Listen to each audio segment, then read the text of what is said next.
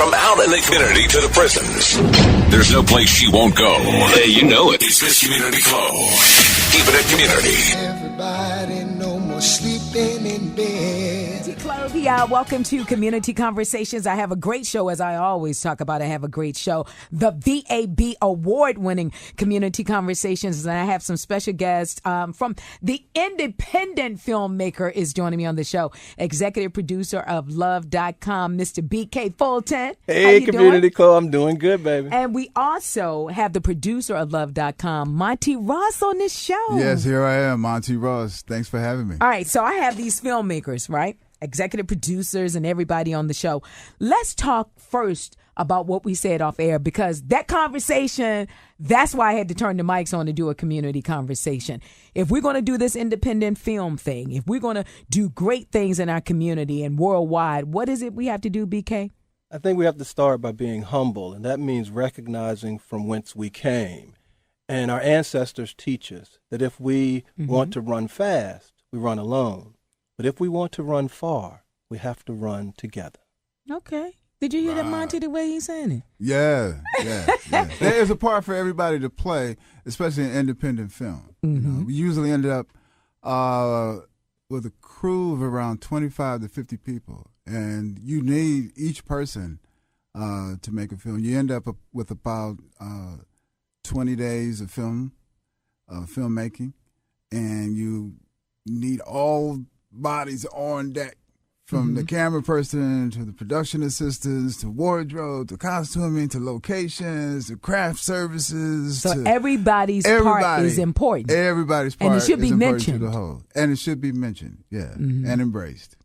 Mention and embrace. So, Monty, you're coming from a place, and if folks are just joining us on Community Conversations or streaming live on our radio station, Kiss FM, you're like, okay, we're talking about an independent film. What does Monty know about independent films? Well, a couple of things that I do know about independent film is that independent film was something that was just out there. Yeah. Meaning that's something that other people did. That's something that they do in Hollywood, right? And it was Spike Lee and I in college. Okay. Who got the Say notion. that again. I think that you kind of said Spike Lee. Go That ahead and was say it so everybody can hear you. Yes, the Spike Lee, the one that everyone knows now. Right on Spike to Black Klansman, really enjoyed it. But I go back about 40 years with Spike when we all started in school together in 1974. Okay, well, I got it though. It's all good. So I started at Morehouse with Spike, and I had to go over across the street. All those who know the Atlanta University Center, there's 5 schools there. But I had to go across the street and graduate from Clark. But we kept a friendship, and we both took our classes from the Mass Communications Department once Spike declared his major. I was always in theater, and Spike was always in film, and we sort of kind of began the discussion about film. And Spike was like, man, I think film might be the way to go. And we were like, this is Atlanta. This is 75, 76, 78, right? Yeah. So there is no way you can even imagine that you in Atlanta on the campus, you going to Hollywood. Everyone would look at you like, yeah, bro. Spike always seemed kind of like weird, thinking outside the box to me. Spike was very, very quiet, and you never knew what. But Spike always loved to write. Spike's greatest passion, if he seems like he's mumbling or he's quiet, right, what he's actually doing, he wants to make sure that the words are formulated just correctly. Right, Interesting. before he speaks. But later on that night, believe you me, he's going to have a journal. Matter of fact, he might have 4 or 5 journals going of information, and he's going to write down everything that happened to him, what he needs to focus on, what he needs to go. And that's the side of Spike that Spike doesn't talk about. And he and I go back and forth on email now, you know, and I'll just tell him. So you guys stay in touch with each other. Yeah, I said, dude, you gotta let people know the other side of Spike. Man, I ain't got time for that. Let me jump in on. Let me jump in on You this. talking about the Black Klansman? He don't have time. Hold on. Let me jump. I was like, Spike, you gotta bring it down, man. I know you like to go off on people and let them know and put them in their place. I said, but there's a new generation out here, and this new generation really needs to know your process. Yeah. And if they really began to understand your process and what you focus on and how we and it's not radical, and it's not right. It's very, very simple. I said, but the partnership that we had was you were the creative, I was the person who ran your business, I ran your company, and we ran it together. Mm-hmm. And once we got that working relationship, Spike, you gotta admit. He's like, all right, man. I know, man. Look, I got to jump in on this. Former president of Verizon, Virginia. Yeah. Yes, I need to jump on this. So Monty is my man. Monty's being modest. Monty was there day one, so she's got to have it. Projects before that, Monty's in with a cameo, and she's got to have. If you listen to some of those movies, Mo Better Blues, others, you will hear the voice of Monty Ross. So how many films you do with Monty? With Spike? I was a production. Well, the thing. How many though? Just straight up, 9, 10. About 10. Yeah, so about 10. About 10 films with Spike. But we have to recognize that, all those Michael Jordan, Spike Lee commercials, the first. Ones from 87 to 95, those are the ones I produced. Yeah, the Air Jordan commercials. So Monty was there for that. Yeah. So we want to include the people that help us get on the Colin Kaepernick right now and what he did. But as far as pushing the envelope, before Michael Jordan was 1-6, this was before Michael Jordan won all the championships. This is what you have to put in perspective. Yeah. The relationship that Spike and I had was, okay, it's two guys. It was always two guys, and I'm the taller of the two. So it's always two guys trying to figure this thing out. Yeah. We're at Madison Square Garden. The place is empty, and the security guard says, hey, come on. So he snuck us into the Chicago Bulls locker room, right? And he said, Spike, go in there, man. Do your pitch. So we go in there, and all the Chicago Bulls, yo, what's up, man? Yo, this the dude who just made this film. She's got to have it. So we're sitting there, and then God walks through, Michael Jordan. Michael comes through, and he sits down. He said, the fellas was like, okay, shh, be quiet. Go ahead, man. Say you want to pitch. You want to pitch Michael to film your commercials, right? So we sitting there, seriously, Michael Jordan is sitting there, right? And Mike goes, okay. He says, all right, go ahead. So Spike did his pitch. He was real quiet. He talked about the movie and everything else, right? And then somebody from the back goes, yeah, man, the movie's good. And he's in there making love. He's got your Air Jordan sneakers on, man, right? Okay. Because they was helping Spike out because Spike was really shy. He needed to be in marketing. So Spike is really shy and everything else, but the fellas is helping him out. Like, come on, we're going to help each other out. So Michael said, okay, fellas, I got it. So Michael goes, he said, look, I haven't seen the film. I heard a lot about it. If I like the film, I'm going to look at it this weekend. Me and my wife going to look at the movie this weekend. If I like the film, I'm going to give you a shot to direct the commercial. And he was like, yes. So we left the locker room, man. We walked down that long hallway in the back of the New York Madison Square Garden. He walked out onto the gym floor, man. He was like, yes, yeah. We was high fiving and pumping each other up. Monday morning, you had to produce. Monday morning, I went to the office early, opened it up, and showing up the fax machine. Dang, fax machine. That's all time, right? But it's real. Keep it going. So what happened is the fax machine, here come the storyboards. We had got the gig. We had got the gig. Monty? Yeah, it was 87, and we that whole campaign lasted. I mean, the campaign literally. So were you nervous? It's like the Michael Jordan, and I'm producing this commercial. You just go to work. I mean, for me, I feel you because I'm in the same business. Yeah, you are slightly nervous because you want to do a good job. You're a small company. We didn't have all the amenities and everything else. See, that goes with people want. You know what? And I want to jump in right here. A lot of times, people feel like we have some wonderful people who are in a small business or have a small group that do worldwide work. Right. But they're not going to get that opportunity because they're small. Right. Yeah. And well, I would say this. That's when it goes back to your belief system. Mm-hmm. You always have to look at your projects, right? Yeah. The small project that you're working on, like people have a tendency to evaluate that as small, insignificant. Man, when I get to the big dance, man, that's all you hear, man. Well, let me get my friend to put this together. It's not clean video, but that's all right. No. Everything that you do in that moment is a step. It's a step to the next phase. Wow. Reach. Right. So if you are organizing yourself, the basic principles of what you do are in the small projects.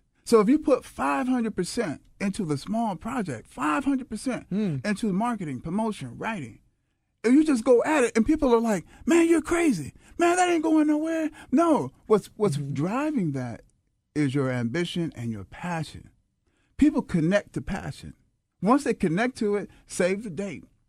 Because now you have them at the advantage. Why? Because when they come and see, or they download, or whatever it is that they're going to do, whatever way they're going to connect, when they download, of course, there's a little tinge of doubt. But you got a few seconds to do what? To convince them. As soon as they come to the spot to sit down and watch, okay, you make your little speech, have some little hors d'oeuvres. Everybody's like, wow, this is kind of professional. Wow, they have greeters. Even though it's a smaller entity. These people are really treating me kindly. Lights go down, boom.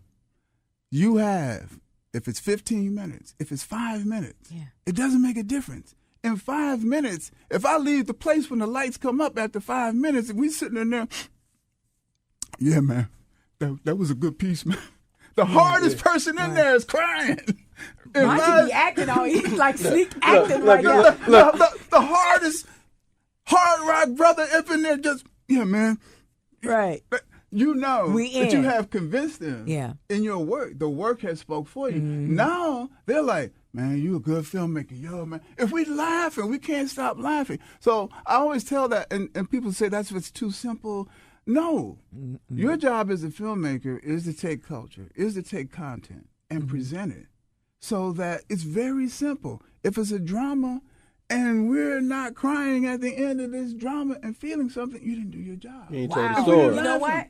We got to take a break. Monty, hold up. BK, hold up. This is Community Conversations. Stay close. Stations is called Independent Film Day. Well, let me talk about BK. I used to see BK at our favorite little restaurant called Mamusu's, and I swear I'd never seen suits like this. I know they were over $2,000. But anyway, he was president of Verizon Virginia, right? And he was cool, always a cool brother, educator, you know, loved to converse. Then all of a sudden, I see BK walk back up in Mamusu's with like a polo shirt. Yo, what up, Chloe? Who is this? Hey, BK. But the most important thing for me is when we talk about accomplishments, when it comes to us as African Americans, it's always been by way of entertainment. And that's the only way we can drive what we want to drive, live the way we want to live. But that wasn't the case for you. And that doesn't have to be the case for all of us as Black people.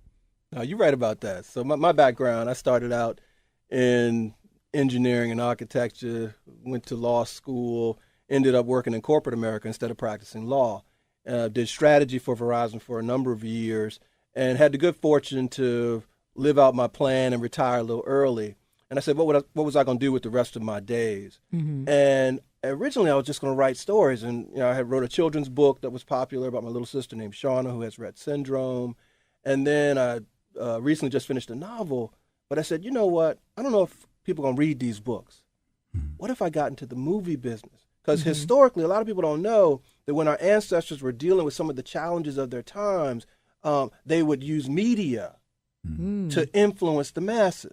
Yeah. And so when Birth of a Nation, the original Birth of a Nation came out in 1915, you had Black filmmakers or Black leaders at the time organized to create film companies to produce another narrative, to tell other stories. So today's Black Panther or Hidden Figures would be corollary to the Black lawyer wins his case in 1916. And a lot of folks don't know that history, but it's critically important for us to tell our own stories. So I said, okay, I can figure this out. Let me get somebody like Monty Ross to help me. So Monty said, I'm down. You're trying to do something different. You're trying to tell our stories from an achievement narrative. Yeah. You know, give people the antidote, the food for doing what he did, doing what I did, doing what you do, Chloe. I never want to be the person to say, I'm the only one that can do this. Any of our young people can do it.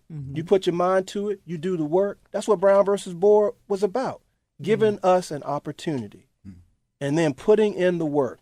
God blesses all of us to turn our dreams and ideas into their tangible equivalents. But you've got to have the faith, be willing to do the work, and expect the outcome. So I decided to be bold enough to say right here in Richmond, Virginia, I can create a little movie company Yeah. called Solidify Productions. And in our first year, we made 4 movies. And I ain't just talking about some little bubblegum and slapstick joints. I'm talking about we got Tay Diggs in the movie. We got Lopez in the movies. We got Luke Hemsworth in the movies. We got John Cusack in the movies. We got Lisa Ray in the movies. Kim Whitley, Charles Malik Whitfield, Brave Williams, Tobias Trevelyan, Miguel Nunez. You're independent film, but you're not an independent filmmaker, just independent by yourself. Not by ourselves, no. We got a whole team behind us, in front of us, pulling together. People are standing in their lane. So what they have me doing, or my piece of it, is the business side, but also and also do some creative. But we all kind of make these decisions together, and we produce some beautiful work. And so soon we'll unleash it. I mean, we actually have a release date for one of the films. And again, it's pulling together the right people and telling the right set of stories. Historically, we've pulled from the enslavement narrative. We pull from the boys in the hood narrative. We've pulled from the domestic violence narrative. All stories have a right to be told. But that said, we're more than those experiences. We're inventors. We're scientists. By birth. We are businessmen and women, lawyers, judges, doctors. And those stories are part of the fabric of our experience. And it is critically important, especially today, that we put those stories out. So Love.com, it's a wonderful little story about a vegan food warrior, and she runs into this brother who is an urban developer. He wears suits, a Rolex, and eats bacon. And she's like, guys like him don't like girls like me. And so he eats bacon. And he eats bacon. And so she wants him to sign up on a website to see if the computer will match them. Right. Convinced, because her business partner found his love on Love.com, that if the computer matches her and this man, then they are meant to be together. And he's like, why do we need a computer to validate our love? I'm here. I'm being authentic with you. Have I shown you anything other than what you expect from someone who wants to be in your life? And she's like, yeah, but will the computer matches?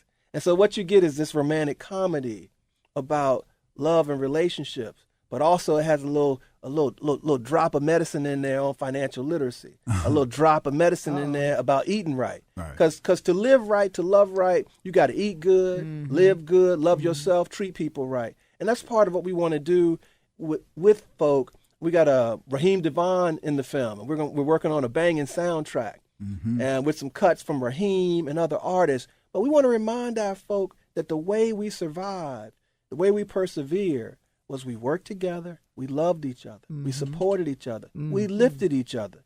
And if we all kind of lift as we climb, there is nothing we can't do. We're having fun doing this and making these movies. I mean, I did not know that retirement from doing what I did, what I was trained to do, to getting into something that I was born to do. Wow. And so at this point in my life, I know my assignment. I know why God has me here. And it was to tell these stories. We have people coming to us with more and more information. Did you know that the champion fencer in all of Europe in the late 1700s was a black man? Joseph Ballon Chevalier de Saint-Georges. He was a champion fencer. He was a virtuoso on the violin. There's evidence that Mozart copied from him. Marie Antoinette asked him to be the head of the Symphony of France. The head of the Symphony of France. He created a legion of 1,000 black swashbucklers. The cornerstones of French literature, the Three Musketeers and the Count of Monte Cristo, are about him. How do we know this? Because T. Alexander Dumas, father of Alexander Dumas, who wrote the Three Musketeers and the Count of Monte Cristo, was a lieutenant in Chevalier's Legion. So when little Alexander was writing about Three Musketeers and the Count of Monte Cristo, he wasn't just making that joint up in his head. He was writing about his father's mentor. Chevalier de Saint-Georges. But if we don't tell those stories, I can't blame somebody else for not telling our stories. They're trying to do what they think is important for their community, for their kids. Right. And we've got to do what's important for ours, but also for humanity. Because telling stories about accomplishments and contributions isn't just for black folk. Right. It's for all folk. Yeah. These are human stories. I like it, human stories, and that's true. And That we're going to talk more about that. That translate, Yep. and that's the beauty, very beautiful thing. We're going to take another break and come on back. This is Community Conversations. This is Community Conversations. I am Miss Community Clovia with my special guest, BK Fulton, executive producer of Love.com. Sitting down having conversations with you. You are the coolest brother. And when we're talking about, and we've done this a lot, why is it when it comes to African Americans that it's always this rags to riches story? Like, oh, I was poor, now I got this, and I'm doing this, and I'm an entertainer, and I'm doing this, when it's just simplicity. We had a grandma, whether it was a grandma and granddad in the house, a mom or dad, you were going to school, you were going to finish. We were going to raise money for you to go to college or whatever you wanted to do to find your purpose or continue your education. There are us out there to do the best work that we can do. And it doesn't require, or it didn't include incarceration. Yeah, no, you're right about that. I mean, my parents are both educators, teachers. I grew up basically working class. By some standards, people might say poor, but I'm like, how do you define that? I mean, was there food on the table? Yep. I wasn't hungry. Was I clean? Yep. Yes. Was there a roof over the head? Yes. And so I feel like I had a privilege in terms of my parents supporting my family there, and it made a big difference. One of the things that is very important, but let me get back to this idea of the business. Bottom line for me is the grass is always greener where you water it. What that means is put in the work. And when you put in the work, you get to enjoy the love. Come out and support Love.com. September 21 at the Virginia Museum of Fine Art, 6 to 8. It's going to be a real good time. And you want to go ahead and get those tickets right now as you're listening to Do it. VMFA.org, VMFA.org. Producer of Love.com, Monty Ross, thank you so much for joining us on the show and sharing. And BK, former president of Verizon Virginia. Were you the first? First African American. First African American president of Verizon Virginia, and you're retired, and now you're living in your purpose by telling stories through film. I'm doing my part. You doing I understand my well. I'm gonna assignment. tell you what. You'll probably see us doing well. It's parked right in front of the VMFA. But anyway, this has been Community Conversations. I am Miss Community Clovia. Thank you so much for listening. Whether it's collecting toys for families in need, sending kids to camp for the summer, raising funds for breast cancer, or keeping us up to date with everything community, then you must be talking about Miss Community Clo. I love that, she's there for me when I need her to be.